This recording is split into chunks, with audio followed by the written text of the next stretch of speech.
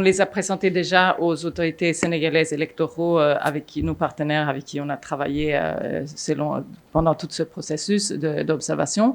Mais évidemment, moi, je n'hésite pas une seconde que l'ancrage démocratique et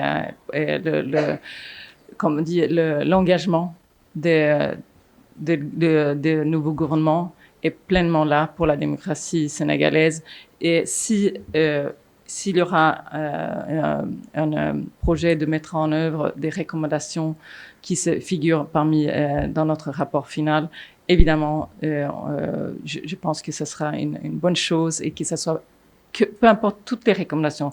Et ils sont là pour vous de porter. C'est aux autorités sénégalaises, au gouvernement sénégalais, aux citoyens sénégalais de porter, comme vous avez fait jusqu'à maintenant, porter votre démocratie vers encore plus d'inclusivité, encore plus de transparence.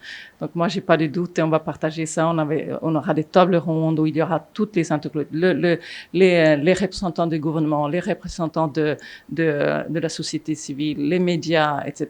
C'est vraiment un grand exercice aussi de discuter tous ces principes et toutes ces possibilités et de discuter ensemble comment on peut renforcer les processus électoraux. Donc voilà, moi je suis très très positive par tout ça. Et la deuxième question, l'état de droit. Évidemment, il y a toute une partie sur les cadres juridiques et comment les décisions de justice ont été ou pas été dans des différentes instances respectées.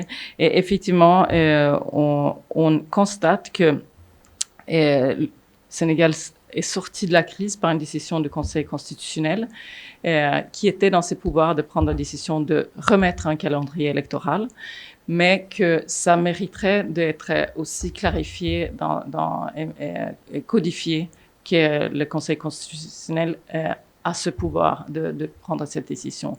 Et par rapport aux d'autres processus juridiques qui ont entravé la liberté de faire campagne, la liberté d'être candidat, la liberté de la presse, ça se retrouve aussi dans le rapport. Et j'espère que ça sera une base de discussion et aussi évidemment vivement de débat.